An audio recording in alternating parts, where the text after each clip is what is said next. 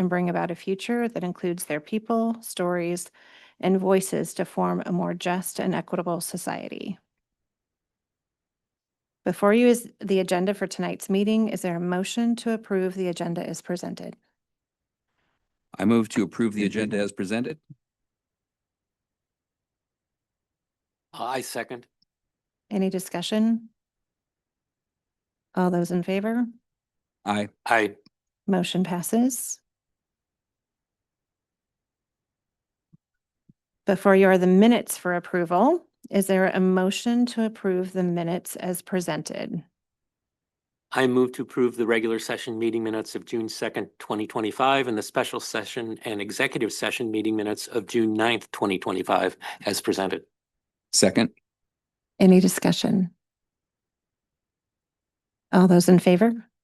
Aye. Aye. Aye. Thank you. Dr. Rumbaugh, we're ready for your report. All right, thank you. Flip this over. So what you have before you, thank you, is our final school consolidation update for this academic year. And when we get to the end, we'll talk a little bit about what the board can expect in terms of updates for next year. So as you head into the slide deck, you will recall that we are using some standard protocols to report out to the board. So beginning with facilities and operations. Some good news, the school district was awarded what is called the Community Build Grant through the Northwest Playground organization. And what they do is each year they select a project that's typically associated with one project, one district a year. And they will do a new playground install with no labor cost to the district. So we have been awarded that. That installation is scheduled for mid-August at the new Liberty location. That will be a nice addition to helping us transition a middle school to an elementary site. And as you can see, that's a savings of approximately $50,000. So thank you to Greg Dennis, who reached out. He was aware that we had this program, or that the organization had the program, and put our name forward among other districts. So grateful for that. Continuing with our facilities and operational updates, you can see that our moves for summer begin in earnest tomorrow. We will prioritize the rest of the month being dedicated specifically to MMS, to Liberty Elementary, and to Pinewood High Cap. And that is an effort to kind of attack the largest bulk of the moves first. And then after June 30th, you can see that any additional moves that may be in the queue, we're talking about co-op here, will take place. And then there are also moves that just happen over the course of the summer anyway. So of course that will be part of the work. There were some questions about classrooms. So yes, classrooms will be cleaned, even though we have more than usual amount of stuff that's leaving and going back into classrooms. We will be cleaning. And then our custodians are working hand in hand with Greg and his team around staging items to be moved. We have delivery drivers that are in the queue, and our custodians, it's sort of a chain of events that will be taking place so that items are moved from point A to point B as seamlessly as possible. So again, coordination with custodians and our maintenance team. In terms of staffing and our HR work, we are still working on certificated staffing with our principals. We have asked our principals to move forward with finalizing their master schedules with the information that they have over the course of the summer as certificated openings come up. So as either new positions are created or positions are open by folks exiting the system, we will follow the process that is outlined in our MOA with the union. So that's kind of why certificated staffing won't be complete until really school is up and running and we have kids in classrooms. And then our classified staffing is still continuing as well. Communications. So this is the final round of communications because the school year has sunsetted as of the end of the day today. So just reminding the board and the community that we did weekly communications over the last several months from January through June. Our FAQ will be updated as we head into fall. We'll kind of keep our ear to the ground for questions that come up from families as we get to the end of summer, and update that. And then, as you know, we communicated with families on school assignments for next year, and definitely proud of how we were able to do that communication with families sooner than later with minimal error. We have concluded our meetings with our sixth grade staff members, or soon to be sixth grade staff members, with regard to what it is that they needed to know, needed to feel prepared for, to be able to take the helm and begin instructing and having the curriculum and training for the start of the school year. And as a result of that, we will be providing a week of staff training. You can see the content areas there: science, ELA, math, and social studies.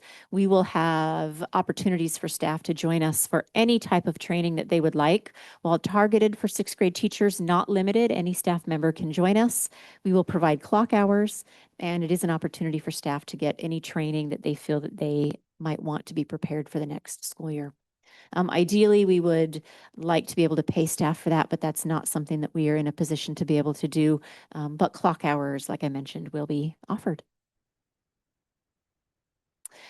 0 Hour Band. So met this last week also with our K-8 music teachers, and we have a little over 100 students that have expressed interest in participating as sixth graders in music across our 2 middle schools next year. There's strong interest in doing another push for recruitment in September to try to capture any families that were not ready to make a decision in the spring and early summer. So we're looking forward to that.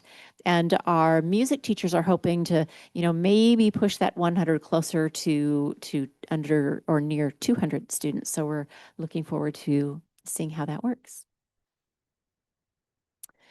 Nothing new in terms of our efforts around collaboration. We just wanted to be sure that we captured how that collaboration took place over the course of the year so that we can continue to monitor the effectiveness of that collaboration as we head into fall.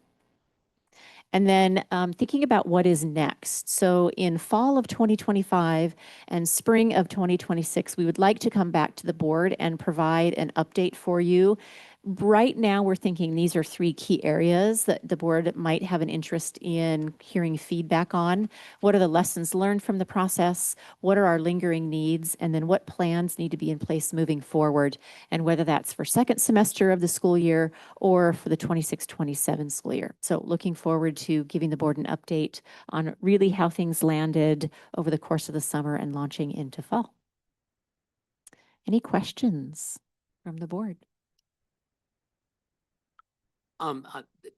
Yeah, one thing I'd really like to hear about with regard to what is next and lessons learned is any issues or areas of improvement we see with regard to the sixth grade curriculum.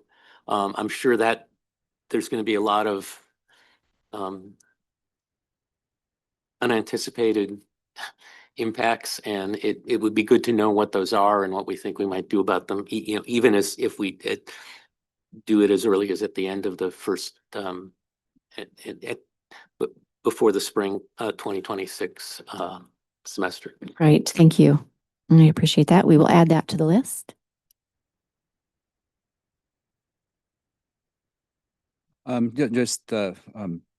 Thank you for all the work that you've personally put into this, and to Dr. Mickelson as well for her assistance in this. I had some real concerns, and most of those have been alleviated. I think that things are, at this point, even with the glitches, they are moving along better than I anticipated. Just want to keep in mind since there is some variation in the models that the sixth grade classes are using at the different schools, to keep kind of a close monitoring of that so that we can compare and see what has been most effective in those different situations. I'm kind of curious to see the results of that. Yes, our principals are as well. All right. Any other questions? So no additional questions. I think I would echo Director Thomas's comments about that sixth grade curriculum and just keeping an eye on it as we progress. Really appreciate not only your efforts, but the flexibility that all of our building staff has shown. It obviously has had ripple effects throughout the district. And so, appreciate their working with us on this. And then thank you too for letting us know about sixth graders and music. That was an opportunity we wanted to really make sure that our sixth graders didn't miss out on. So excited to hear that we've got 100 kids so far and that we're going to ask again. And just thinking out loud, wondering if it wouldn't be a great community project in terms of finding instruments for those kids who don't have them or can't access them. That would be a fun project to work on. And again, thank you for your work. I know it's been a lot. All right. Thank you. So moving on to our second item on the superintendent's report tonight. This is an informational report for the board, and we have Vonnie Walker, who's going to present that.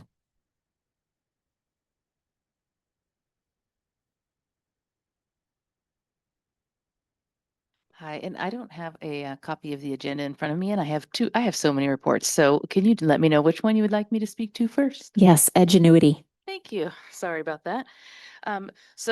This is the quote we have for the last several years purchased Edgenuity licenses, and we use these for high school credit retrieval. And so I'm bringing this forward to the board to ask that we continue this service to our students. It does have a really good return on investment. We buy 45 licenses. They're multi-user licenses, so we have upwards of 3, sometimes 400 different students that are accessing these licenses. So we get a good bang for our buck, if you will. And many students are able to then accelerate once they've fallen behind. This is credit retrieval, so these are only courses that students have already previously attempted. Any questions? Yeah, traditionally, how many students access this? What is the number of students that use this program? I'm going to say hundreds, and I know that sounds, but I think it's probably going to be between 300 and 400 students. We have 3 different buildings that use them. And it's different times throughout the year. We have classes. I know we have 2 classes at Marysville Pilchuck. We have at least 1 class this year at MG. There might be more next year where students can actually have a period of the day to take 1 or more different credit retrieval makeup classes. So highly used. I guess a follow-up is, what is the success rate of those students who choose to do that? High, they finish. This is a great way for kids to get their credits. This is probably the most common online credit recovery tool regionally. I was just going to say, I think I appreciate having multiple options for students to do that credit retrieval.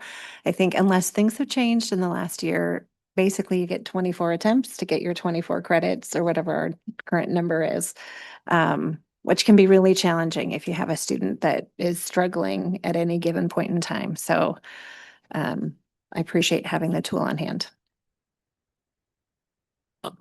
I'm just a little curious about how this operates. Is this, I mean, are the students doing this largely self-directed with a monitor or something, or is there actual? Yeah, so the way that we've been able to set it up to maximize efficiency is that the students do have a monitor in the classroom in case they have quick questions, but each student who is doing Edgenuity in some level, they're actually attached to a certificated teacher who's endorsed in that area that they can reach out with specific questions, or that monitor can help facilitate that. So they get to do it during the workday and they have an adult there to help them navigate those things. Okay, so the students are largely working on their own, but they have both access to a certificated teacher in that area if to ask specific subject matter questions, as well as a monitor who can help them with relatively routine questions. Correct. There's modules set up within the system so they can learn from those. If that's enough, that's great. If not, then they can ask for additional help, which doesn't actually happen very often because it's credit retrieval. Also, students take a quiz when they first go in to do that credit retrieval class so that they can show what they're already proficient in. So it's not like they're going from start to finish. They're really just hitting on those topics or areas that they didn't show proficiency. The teacher of oversight or the teacher of record can go in and check. And actually, even the monitor in the classroom can check progress, make sure that they are moving forward, that they're not just kind of sitting there staring at a screen. And are they, I mean, are they just testing out in certain areas, or is there some sort of comprehensive test at the end to validate that they've achieved what they need to and should get the credit? There is, I do not believe that they have like that, what you would consider to be that year-end comprehensive final. No, it's specifically broken down into the different, The different areas where different- they need help. different areas that they may be struggling. Okay. Yes, it's somewhat, I guess I would say mastery based, but I don't want to use that term too lightly. Thank you. Standards-based, yeah. Standards, there we go. Thank you. I'm like mastery based Alright. is the wrong. So this would typically move from the superintendent's report to the consent agenda. Is the board comfortable moving it to consent next Yeah. month, I guess? Okay. Since you're up here, let's talk about sheltered instruction and observation protocol, so SIOP. Yes, SIOP is a recognized, a nationally recognized training for staff in allowing access or stronger access to content for multilingual learners and for all students really. And so this is coming to you because we had very strong interest from our teachers. So it's a training that has 30 spots available in it. And when we pushed that out, I have just over 52 staff members that have said that they have interest. So one session wouldn't have come to the board, but I want to be really transparent because I'd like to add a second session in August that we can also fill up. And we do have that money available in our current transitional bilingual. And it's one of the main uses you want to use that money for is making sure our staff are able to give access to kids. So it's good news. We have staff that are interested and want to learn this. They know the value of it. We've had it in Marysville before and they like it. Questions? I just want to clarify, this is otherwise, the funding for this represents funding in the TBIP budget that otherwise hasn't currently been allocated to anything else. It's not being reallocated from. Correct. And that's why you're seeing me up here quite a bit right now. So our transitional bilingual funds, those are allocated by the state every year and they're allocated up front and you spend it. And then if you get to the year and at the end of the year and it's not spent, which is September 1 for us or August 30th, then they're just gone. And so these are funds that we have not yet encumbered and they're available for us to use. Okay. And is the board comfortable moving this to consent next month? Yes. All right. I think that's all of them. Okay, the next item, thank you very much. The next item, I'm going to be presenting in place of Dan. Dan is still locked away in his office working on budget building, and so I let him know that I would be willing to present. So what you have before you on this particular item, item D on the superintendent report, is the proposed salary schedules. That for two of our groups, Marysville School Administrators and Directors, and it reflects an increase of 2.5. So this is what we used to call the COLA, the IPD only, no additional increases, and these have been budgeted for. FOC gave explicit approval for IPD only across all job groups. And so you can see those two schedules. The board will be getting other salary schedules as HR completes them. Any questions?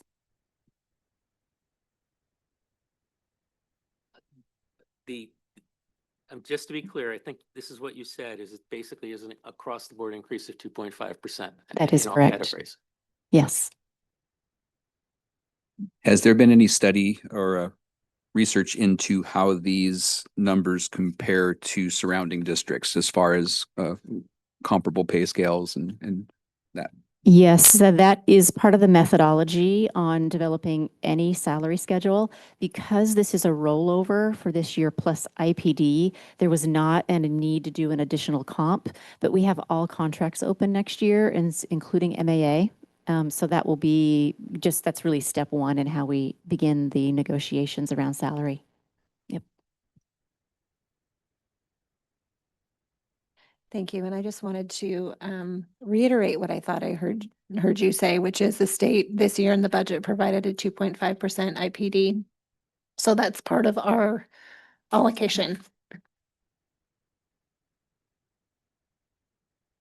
Yes, and that's a good conversation to have because oftentimes there is a delineation between IPD and what the state allocates. Those are not always the same number. But in this case, that is true. And, I guess what I didn't say is grateful to all of these groups for their willingness to roll over because oftentimes salary increases from one year to another are IPD plus. And in this instance, that is not the case for Marysville. Okay, thank you. Is the board comfortable moving this to consent next month? Yes. All right, that concludes the superintendent's report.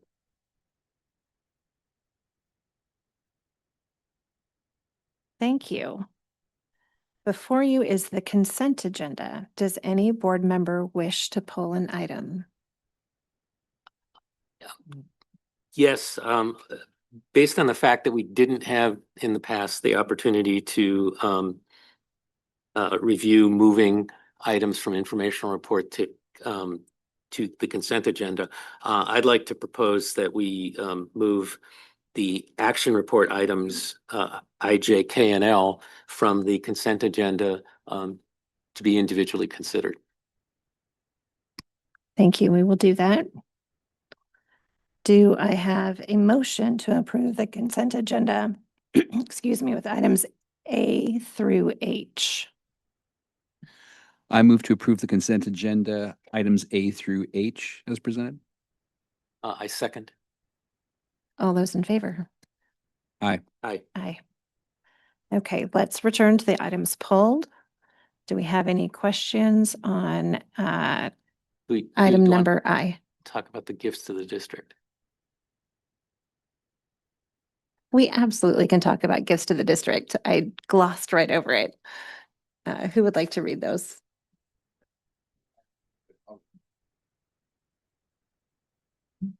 Okay, these are gifts to the district.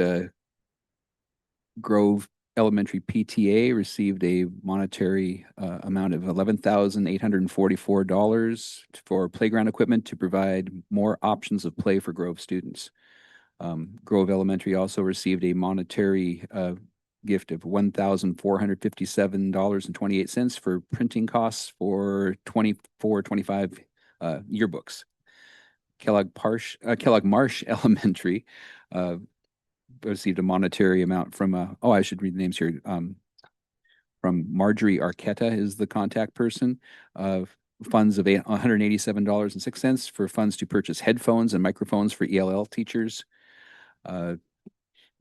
That was from Kellogg Marsh PTA. Next one is from James Cordell. Gift to Beth Rosales and Paige Elwell's 5th grade class at Cascade Elementary.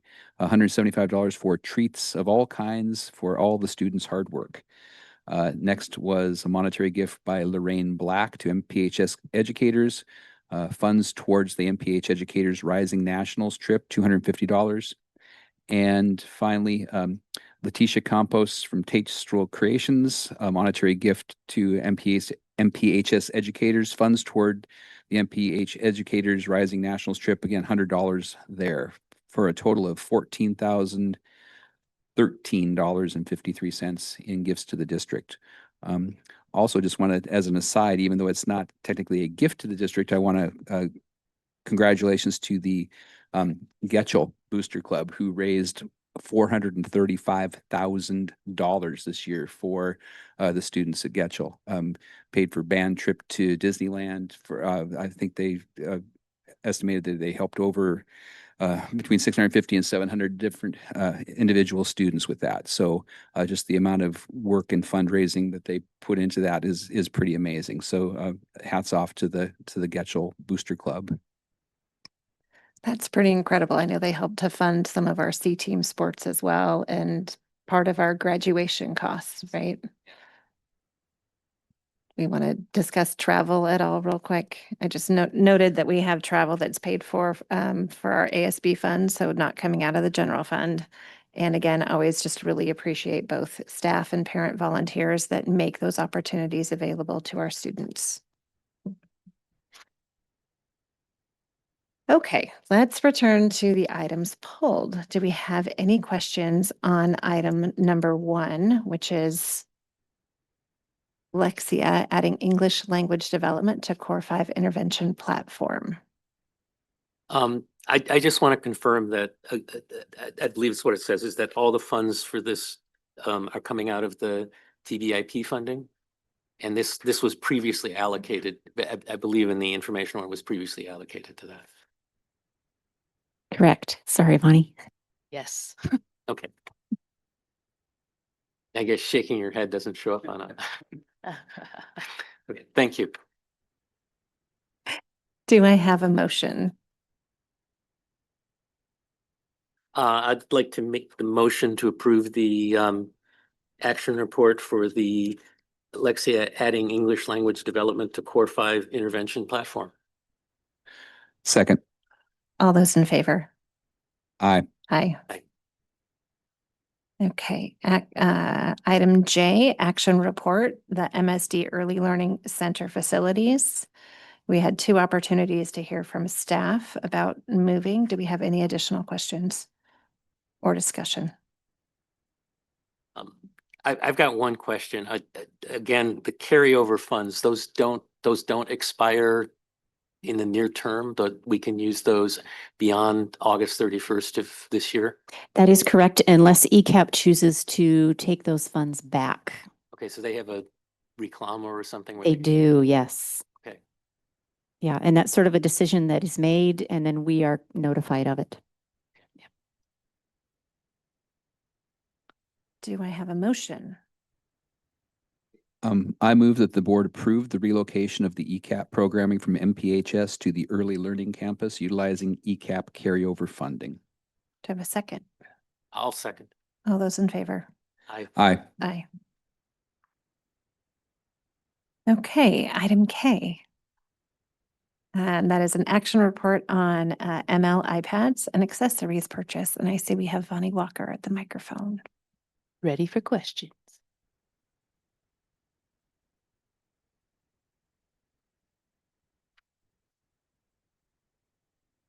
I guess I have some concerns that regarding the fact that this didn't come up before us previously as an informational matter. And it sounds like, well, it sounds like we're moving into this expeditiously. And I'm just concerned with why. Yep. Bonnie, do you want to talk a little bit about the decision, the collaboration, and why we would go straight to action?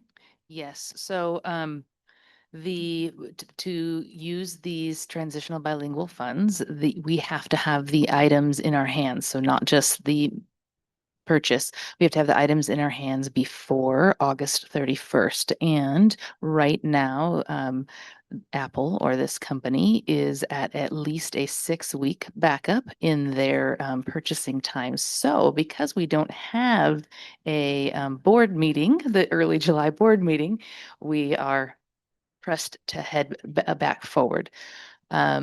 We also did some changes late in the year as we were, and you guys were a part of this, as that we were working through the different categoricals in spending, and we ended up having quite a surplus in our transitional bilingual fund. That's why I'm like at the mic so much tonight. I did not want to move forward with those funds and make unilateral decisions that were not supported by staff, not only our multilingual staff, but the staff in the buildings.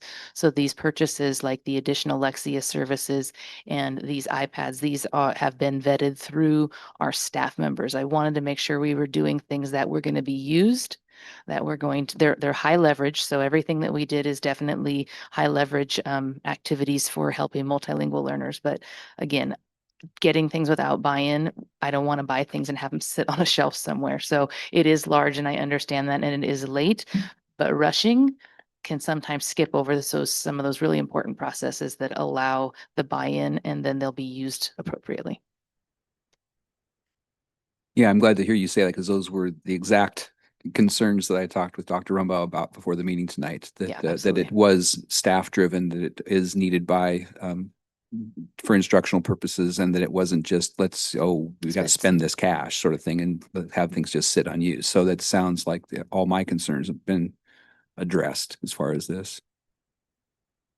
We really are sure this is a surplus. I mean, we're confident this is a surplus, that we're not going to find out that's. I appreciate that question. I do. And yes, it is.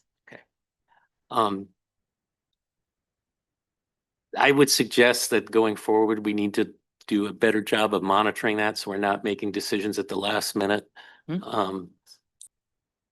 But understand that we tried to do a good process. Once we were certain we had this surplus, we did a good process to determine how to spend it. But Correct. We just would nice to know that earlier, it which I would be totally nice to plan understand. that out earlier rather than making the decision at the last minute. Yes. I was going to say, I think I would echo your comment. It's something that we've already discussed with Dr. Rumbaugh, and, we've obviously had some transition here in a number of different roles in this last year, but working together to design a process with staff so that we more often than not don't have the use it or lose it, and we're able to really plan ahead of time how to most effectively use those dollars. So looking forward to working with you on that and what the process looks like next year when we have consistency in some key staff positions. And I appreciate Vonnie's work around this too. There are some instances where, because of the limitations on the spendability of some dollars, it can cause districts to struggle to spend at times. And it's not because there isn't a desire to, or we were late in that. That is not the case here. But sometimes we can struggle with sort of the limitations on spending to find what is the right expenditure. So that, in addition to this conversation, all the more reason to move that to the fall. And we look forward to doing that next school year. Any additional questions or discussion? Okay, can I you. have a motion, please?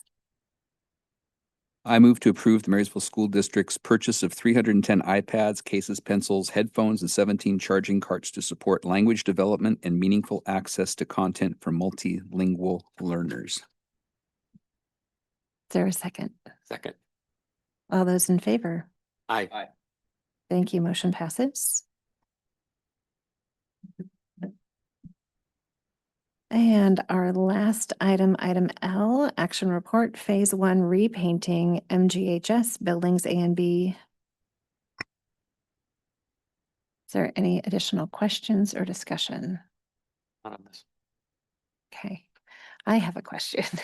And I just, it was something that came up at our last meeting. I'm assuming, because it's here, that the FOC has looked at this and has approved it.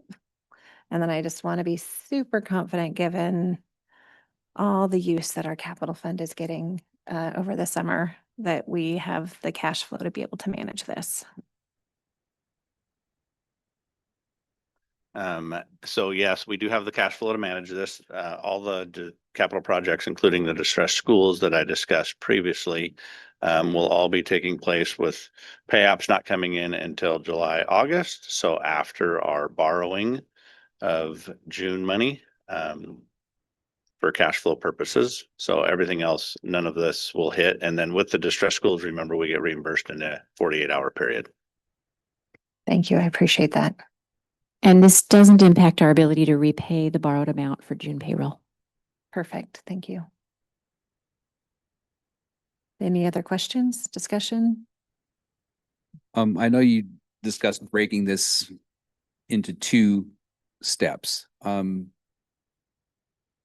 Is there a way possibly that it could all be done at one time. I know it's, once the lifts are out there, hey, the lifts are already here. Let's hit building C to whatever. I just, as I was thinking, as I was at Getchell this morning, looking at the paint peeling off and flying away off of building C, and it's not one of the ones scheduled for repainting. And I was just, I don't know if it's fiscally practical to take care of it all at once. Could you remind me again why we're breaking it into two parts? Yeah, so we're breaking it into two parts or three parts actually, to be able to accomplish it. We wouldn't be able to otherwise accomplish it in that 2-month window of summer. B and C, the reason those are on two different schedules is because those have more lift work on the west side.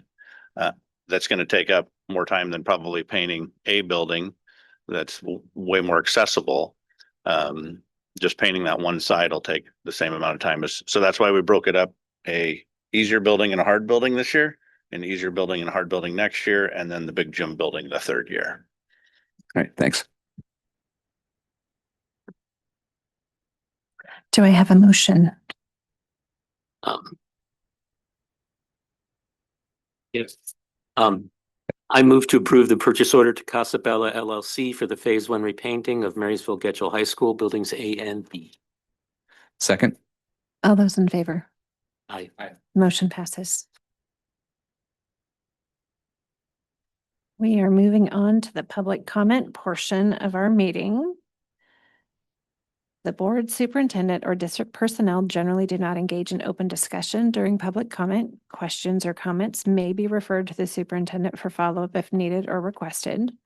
Each individual has up to 3 minutes. Individuals wishing to combine their time must sign in on the speaker's clipboard. To combine time, parties must be present. A maximum of 2 people can combine their allotted time for a total of 6 minutes, allowing for a broader representation of diverse viewpoints.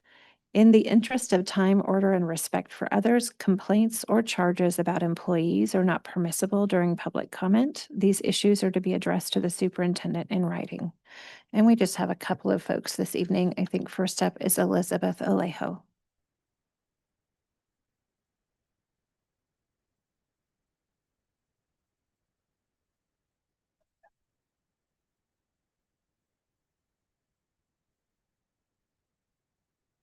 Perfect. Thank you. Hello, my name is Elizabeth Alejo. I'm a parent. I have 4 students at the district. I'm also the president for the PAC Advisory Council Committee, for the migrant program. Also, I'm part of the State Advisory Council for the migrant program. And I'm here reaching out regarding the upcoming Voices from the Field trip on July 7 with the Migrant Education Program. I was recently informed that due to several missing pieces and delays in the process, the trip might need to be canceled. From my understanding, the only outstanding item was determining whether a van or a bus will be needed for transportation.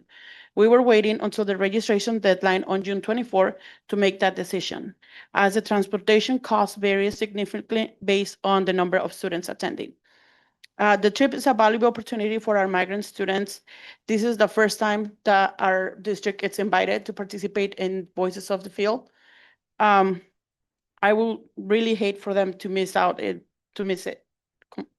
It's completely free for the students, and transportation is being funded through a migrant summer program. Is there any way we can move forward with the board approval with the understanding that the transportation deals will be finalized based on registration numbers by June 24? We're just doing everything we can to ensure, all the places all the pieces are in place. This is a great opportunity for our students. It's for 10 students, 8 to 10 students. And we'll be in Port Townsend. We only have to cover transportation, and we need a chaperone to go with them. I just don't want these kids to meet this opportunity. I know our district doesn't provide this opportunity, so we need to take whatever we can from other programs. I hope you guys can really approve this. It's really important, and it makes difference on our kids. And middle school, it's a hard age, so we want at least these students to have the opportunity to attend to this trip. Thank you. Thank you. Our next speaker is Lisa Cook.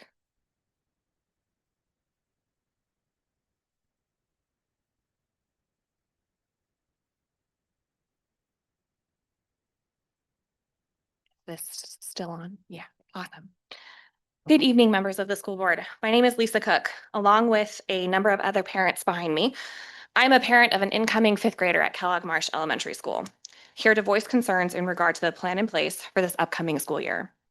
I am a highly active member of our school's PTA, been a vocal part of CPAC 3 years running, was a part of the SBAC under our previous superintendent. I know my school, our teachers, and our students very well. According to our teachers, a number of them asked us to come and be parent advocates. The current plan set in place by the school board is for our current 3 fourth grade classes to merge down to 2 fifth grade classes. Ending this year, we have routinely had 3 as a part of our fifth grade team. On the surface, I can imagine why this seems like no big deal. The kids are older, slightly more mature, preparing to take on middle school size classes. However, if there had been consistent visitation to our school over the course of this year, there would be no feasibility seen to this plan. Not only does this start our 2 fifth grade teachers with 37 or 38 students, but this year's upcoming fifth graders make it especially challenging. Of the class of 78, 30 of them are on IEPs. One of my child being one of them. Many have had behavioral plans and have had to be separated from other students due to the continued violent and verbal abuse inside the classrooms. How do we expect the students to learn in an environment such as this? I'll go ahead and spoil the ending. They won't. Our teachers will not have the bandwidth to do that. We've already seen this year how 2 or 3 students in a classroom of 24 or 25 kids can disrupt learning opportunities for the rest of the group. How can we expect teachers to maintain order when they have 37 or 38 students in their classes with no additional support, with between 7 to 9 highly disruptive students each? How do we expect them to successfully teach when they have 15 students on individual education plans while also still meeting the mandatory needs of those IEPs? This is not a knock on our current fifth grade team either. I want to be very clear on that. They are both talented, gifted, and highly respected teachers that have been here many years. It is simply unwise to ask a teacher to be set up to struggle this way from the beginning of the school year. Our teachers already do more than their fair share. The entire purpose of closing schools was to save money for our school district. Let me tell you, burning teachers out at this rate is going to cost us more. As a small business owner, the math supports me greatly in this. It is far cheaper to maintain our current employees than it is to bring on new ones. So on that alone, choosing to burn out 2 seasoned fifth grade teachers is beyond foolish. The only way this district continues to make movements forward out of the mess that has been left to us is by holding on to our good eggs, supporting them, encouraging them, and setting them up for success. I ask that you reconsider having only 2 fifth grade teachers next year at Kellogg Marsh. I firmly believe it will be detrimental to our students, teachers, and our families in our community. Thank you.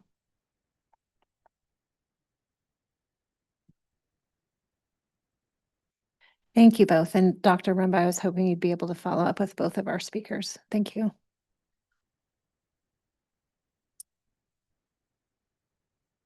Okay, we are moving on to item K, which is topics scheduled for board discussion. We're moving on to the item regarding the appointment of a new school board member to fill the current vacancy. Under Washington state law, school boards are required to appoint someone within 90 days of a vacancy. And given the nearness of the November election, we did inquire whether there was any flexibility in order to leave the option to voters to kind of decide who fills that seat long-term. And that's not an option under the law. This appointment is intended to ensure continued representation and board functionality. It's important to note that this action does not constitute an endorsement of any individual as a candidate for election, nor does it represent the views or preferences of the board as a whole or of any individual board member. The role of the board in this process is simply to fill the vacancy following the legal and procedural requirements. The board has completed its review and interviews last week, and it is now time to nominate and vote on the appointment. I will now open the floor for nominations. Board members may nominate a candidate by stating their name. I nominate Mallory Simpson. Is there a second? I'll second. Is there any discussion before we proceed to a vote? Further nominations. I think procedurally, I will look to Dr. Rumbaugh and Jane for help here on Robert's rules. Do we need to finish one first? No, I believe you can have multiple nominations and then we do a roll call vote.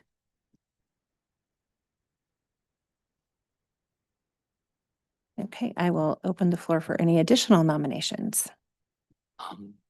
I would like to nominate Ray Sheldon. Is there a second?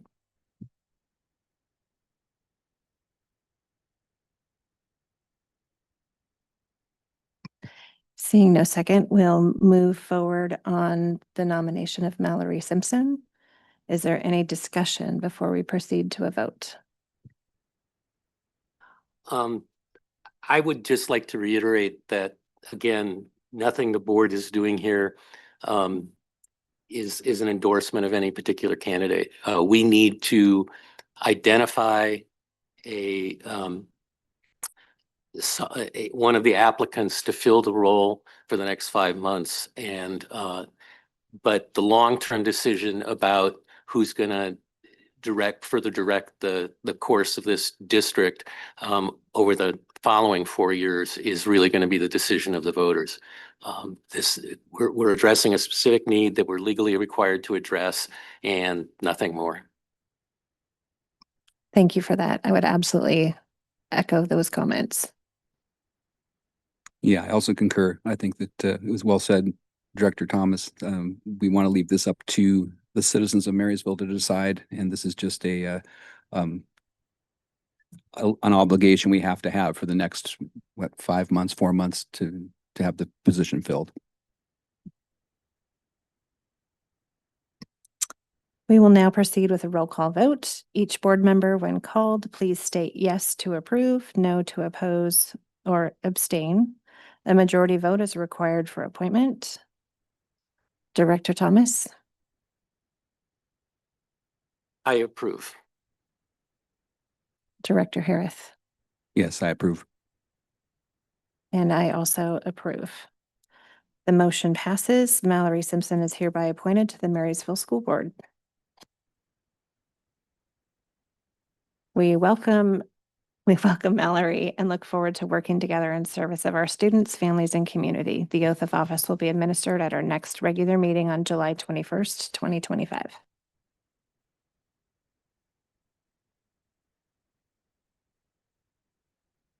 And we are moving on to item I, which is the board director reports on business conducted, which I think used to be our old board comments section.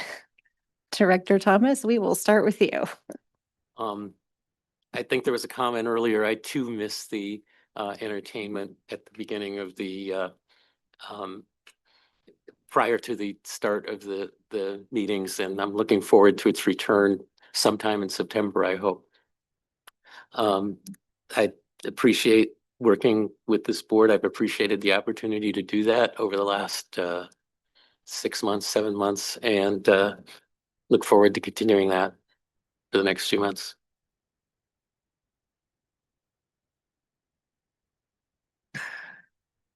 Well, we made it.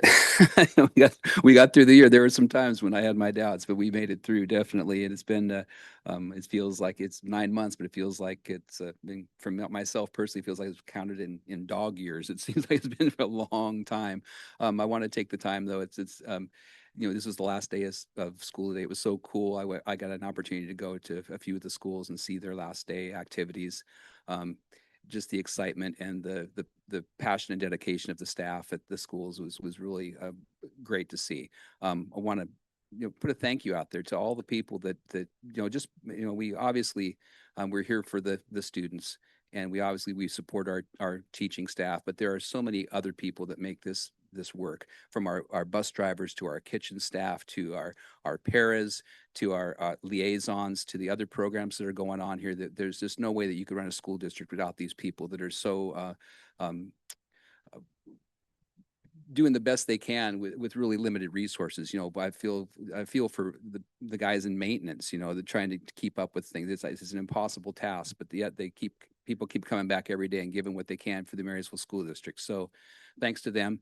Thank you to all the people that have been with the district and are moving on to other opportunities, and welcome to the new people coming in to our district, and hope that, you know, this is a chance for us to begin again, a new beginning for Marysville School District. So I'm really looking forward to next year. Have enjoyed working with the board, people of integrity, people who have their hearts in the right place. And I think that we've, in some difficult circumstances, I think we can all be proud that we've kind of done a good job as a team, trying to take in our feedback and make decisions that I hope we never have to make again. But I'm glad that I was here to make it with the people up here with me. So thank you for that. Thank you, Director Harris and Director Thomas. I couldn't agree more. Here we are at the end of the school year, and it's been a good one. I think I am really looking forward to the end of August to see where we're at budget wise. I think we've made tremendous progress, putting our school district back on firmer financial footing. Congratulations to our graduates. So fun to be at graduation and just see their successes and where they're going next and what they're planning to do. And also wanted to just echo heartfelt thanks to those that have served in the Marysville School District for years, who are moving on to new things. Excited for those new adventures, and then also just really appreciate the service of so many different folks. Congratulations on the new playground. That is just great news that we have a community partner coming in to help. Thank you to all of you, both here and online, for joining us this evening and for sticking it out. And we will look forward to seeing you all in July. And with that, at 6:53, wow, we are going to adjourn the June 16th meeting. Recording stop.